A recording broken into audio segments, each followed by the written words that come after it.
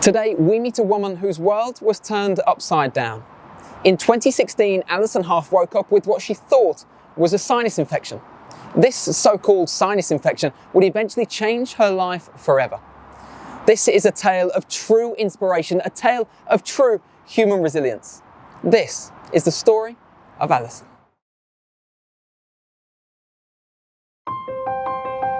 Whilst on holiday, I began to get like a cold. I didn't think about anything being as serious as cancer. That thought, for some strange reason, never went into my mind. I just assumed that I would be okay. In a lot of units, this would definitely been deemed inoperable. Complete and utter devastation.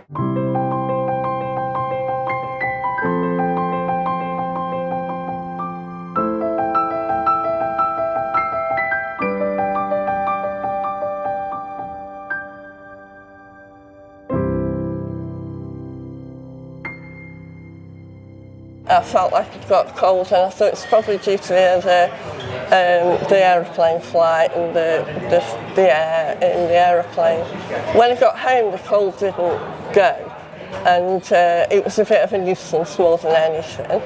And then I just ended up with one blocked nostril, which was my right nostril. And so I couldn't really breathe properly through my nose, and I had to breathe through my mouth. And I don't know whether you've ever had a really bad cold where your nostrils are blocked, but I just felt exhausted eating, you know. I'd eat a small amount, and then I just felt so tired. And so I also had a bit of a nauseating headache. So I went to the GP, and they diagnosed me with sinusitis, which I thought was an old people's sort of illness. And so I felt a bit embarrassed even about going to the GP with that. So they gave me antibiotics and a nasal spray. And I just kept going back to the GP and saying, look, this isn't changing, you know, this isn't getting any better. The key part for me was that I had a posterior nosebleed. So instead of you bleeding through your nose, as in a normal nosebleed, it went down the back of my throat, and it was an emergency. So my husband had to ring the paramedics, and they came out and said, look, you must go back to your GP, this is not right, which I did. And eventually I got a referral for a CT scan. So what's going through your mind? I mean, when you have that appointment to go to a CT scan, you've gone from having a bit of a cold, which may be caused from an aeroplane, to now you're thinking, well, why on earth do I need a CT scan? Is it panic? Does anxiety set in? What's your thought process? It's a bit strange, really, because I'm a sort of pragmatic, practical person, and I'm a glass half full.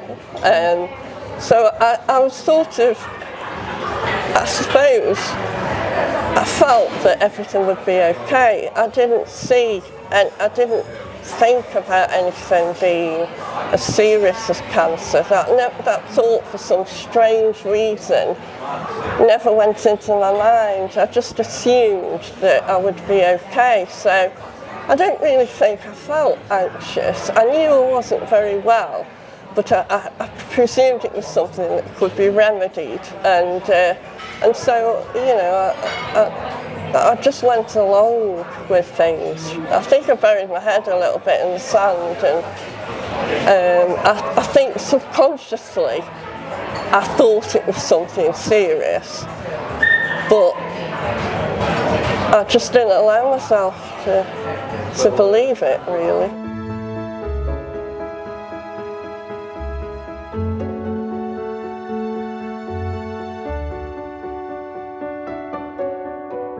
These symptoms are quite common: nasal blockage, nasal discharge, but the key thing was a visible polyp. So this is something that can be seen through the nostrils that had actually started to bulge out. Alison noticed this initially just from looking in the mirror and seeing it through the nose, but as this polyp grew, it started to actually appear outside of the nostril, which is very unusual. So we knew on presentation that that wasn't right. Initially, when you see something like that on one side, we always think that this could be a cancer. It's always when symptoms are unilateral and not bilateral that we get concerned, so we knew that needed to be biopsied straight away. There wasn't really much time at that moment to explain what the differential diagnosis could be, but as soon as the biopsy was done, within 4 days we had the result, and unfortunately that demonstrated what we call an adenocarcinoma of the nose, so that was relayed to Alison and her family. It's like a second that you realise your life has completely changed. You've gone from blissful ignorance about your illness to complete and utter devastation in a second. I felt as if I'd got no hope, because I heard this voice, and it was my voice, say, well, it isn't cancer, is it? And the doctor didn't say anything. And then I said, well, I can't die. I've got my daughter, her wedding is next year in April. I can't die, I'm only 52. And those words have never come out of my mouth before. So it was very profound, really, that I was saying those words. My voice was really weak. No strength behind it at all, and I just felt hopeless, hopeless and terribly sad. I didn't feel anger, I didn't feel why me, I didn't feel any of those things. I just felt terribly hopeless and deflated and sad, really. So you have all of these thoughts, feelings, questions running through your mind. When you finally received the diagnosis of adenocarcinoma, did that almost answer those questions for you? It did. It did. Mr. George, the ENT consultant, had arranged that he would ring me at home when my family were there. So my 3 children, my adult children, were there, and my husband. And he told me straight away that it was adenocarcinoma of the sinuses, the maxillary facial sinuses, and it had also gone behind my eye and up to the margin of my brain. So he was very straight with me, which I preferred. And also it was rare because it was growing upwards rather than downwards. So I don't think they'd actually seen a cancer like this. I did say to the children, if there's anything that's too difficult, feel free to sort of leave the room. But to the credit, they all sat there and listened to some quite harsh, quite serious information, quite hard information really to take, because it's quite clear that this was very, very serious, almost life-threatening, and had I left it probably 2 more weeks, and they wouldn't have been able to do anything for me. Did you look your children in the eye thereafter? Was that a really difficult thing to do? It was a very difficult thing, because I felt guilty, actually, that I was almost spoiling their happy lives, with this diagnosis. And it doesn't just affect you, it affects everybody that knows you and everybody that's dear to you. I couldn't look at them in the eye, and I've been told not to cry, I've been told not to sneeze, and I've been told not to blow my nose, because the vessels behind my nose were very, very swollen, and it could have caused a catastrophic nosebleed. And that's very hard, not being able to cry. So I felt sort of the tension within my body as I was listening to the information that Mr. George was telling me. And I just felt consumed with a feeling of guilt and sadness, and that I was spoiling a moment, particularly for Emily, who was planning a wedding, and I was I was affecting the children in this way, really. In that moment, did you feel like you wouldn't be here today? Oh, absolutely, yeah. I think the seriousness of it and the type of cancer that it was I felt that I was destined to doomed, if you like, not to live, and that's very hard because I'm frightened of dying, and I'm frightened of the process of dying. I'm frightened of what happens when you do die, and more than that, I'm frightened of leaving people behind and life continuing for them and me not being there. I think it's always good to have family support there. It's probably much more difficult to deliver this news with someone on their own. So Alison's very lucky. She's got an amazing family, excellent family support. So that was quite comforting, actually, to know that they're all there, sitting there. It was a telephone call, and we did the telephone call purely because of the speed we wanted things to move, because we knew we had to move fast then onto the treatment as well. So that again is reassuring that you can't be in the room at the time to react to any of those emotional reactions that she'd have to the information that we give. But it's also going to be a lot of questions that come from the family as well. All of those need to be answered. So it was a long conversation, as you can imagine. It was difficult delivering the news initially, but in some regards, these symptoms have been going on for quite some time, and often with patients, it's that relief of getting an answer and knowing then that they're going to go on to some form of treatment.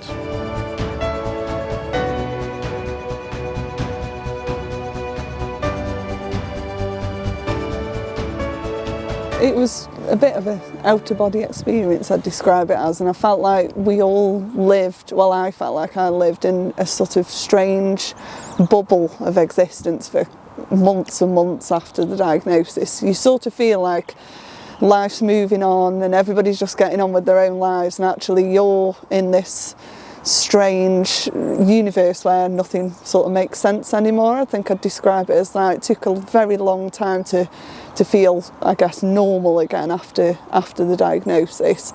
Really difficult time for us all. We're a very close family, so we all leaned on each other for support, but there was just so many questions and not enough answers at that time, and it was, we didn't know what was going to happen, we didn't know what the prognosis was, what life was going to look like, whether mum was going to survive. So yeah, very, very difficult time for us all. Whenever you're involving the craniofacial region, there's a lot of complexities. The head and neck has all of the nervous structures, movement, eyesight, hearing, smell, taste, breathing. So all of these functions are involved with head and neck surgery and head and neck procedures.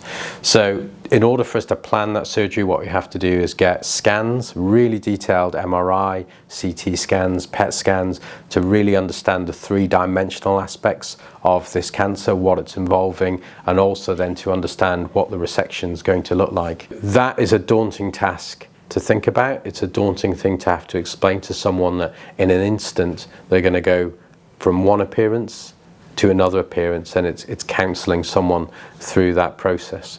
Behind all of this, the priority is always the resection of the cancer, but the quality of life also has to go hand in hand with that.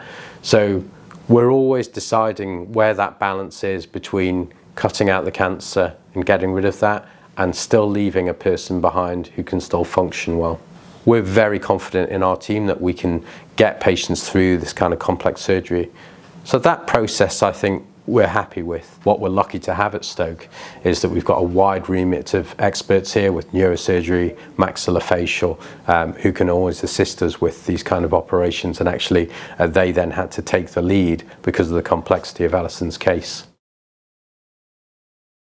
I'm Mr. Gahir. I'm one of the head and neck maxillofacial surgeons. The extent of the tumour was through the skull base into the brain cavity. At that time, there was quite significant involvement of the eye socket. There was involvement of the upper jaw, and the limiting factor at that time was the extent of the tumor into the brain. In a lot of units, this would definitely been deemed inoperable, and she would probably be having palliative treatment. But we were very fortunate at that time that we had the latest technology at that time, and that was 3D printing. that had just been introduced at the hospital, and we found that really beneficial, because what we could do in real time is to actually print a model of a face and see the extent of the tumor. And we felt at that time that we certainly had the expertise to take this case on.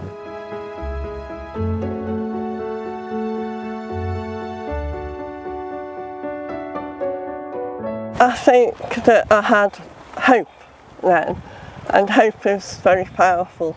So it sort of gave me a renewed sense of the fact that perhaps I would survive, and so I was quite eager really to get the operation done and to, you know, hope that I would survive the operation and then hopefully recover. What do you remember about the day of the operation, the days building up to it? There was a certain red dress, I believe. Yeah, I decided that because I felt so positive and happy that at least I'd been given the option to have an operation, that I would dress in this red dress because I felt it gave me confidence. And so I put a red dress on, and I think not something I would normally wear, and sort of a red pair of shoes. I did my hair, and you know, I couldn't put makeup on, but I went to the hospital like that because I just felt it gave me the confidence, and I felt motivated, and I felt positive. I think that the difficulty was that actually within moments of arriving, of course I had to take the dress off and put a gown on, and I think it was at that point that I thought my identity had left. You know, my identity was sort of in the bag that I'd taken with me, and I was just like every other patient on the ward, and then I felt a bit vulnerable. I think I felt, you know, gosh, this is a big operation, and here I am as a patient, really. It was really challenging, but I think so it was very successful because of the planning that we had done, and we could only have done that with what we had, you know, and this is where technology really drives what we can actually achieve, because without that we couldn't have done this. And I think so that is one of the things that, you know, we really want to approach is how can we move forward? How can we move forward with these types of cases? And there are always things that come into technology in terms of, you know, equipment. That is always something that is always evolving. So in terms of Alison's case, she then had radiotherapy. She's gone through the radiotherapy. She's gone through her 5-year period, and I'm so pleased that she actually is cancer-free. I think she's demonstrated to us exactly what a patient needs to be when they're faced with these very challenging problems. She's got excellent family support, but she was always very positive and very well educated through this process, and she worked with us all the way through. So everything that we approached her with, everything that we said we were going to do, it was very much a two-way process in terms of her asking us relevant questions, important questions, so that we knew we were doing the right thing. Even though it's life-changing surgery, we were always confident that this is what she wanted and what she was going to recover from. So from that side of things, she demonstrated the perfect patient to work alongside, and I think the end results show that. I went to an outpatient's appointment and I saw Mr. Gahir, and he was speaking about a scan I'd had and the positivity side of it. And I just said, thank you for saving my life. And I said, can I give you a hug? And he said yes. And we stood up and just hugged. And that was it, really. That's all I thought I could do. The charity funding is essential. We get our basic set of equipment that we can work with day on day.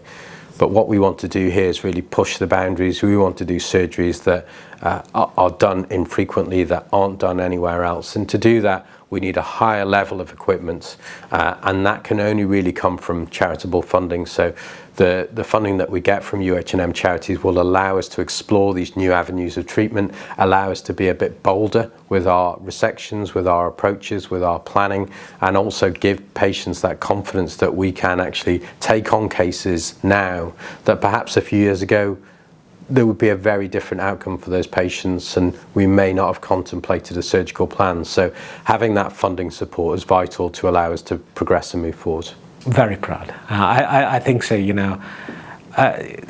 There are patients, who stick in your mind, and when I see a new patient, right, you mark a success, like Alison's success, and that allows us to say, actually, what? If Alison can have that, right, then why can't I provide the same care to someone else? So that automatically drives the standards up. She's an absolute inspiration. She's superwoman. Everybody says it to me. Everybody's like, oh, Mrs. Hough, superwoman. She's, she just defies all the odds. I think the positive energy that she's always had has really brought her through the treatment. I mean, it's obviously helped us to get through this time. It's been all this started in 2016, and it's still ongoing now. So it's been a very long time. We've had to adapt to this new way of life, I guess, and the changes that it's brought. But, she's here, she's amazing, she's inspirational, she tells a story, people are moved by a story, and we couldn't be prouder of her. They've given me that chance to see my grandchildren, to see my daughter get married and be there, so I live the best life. I don't feel that I need to do everything, go on holiday to Barbados or travel the world. I just enjoy my life as it is. I love my life, being with family, working, I love my job, so yeah.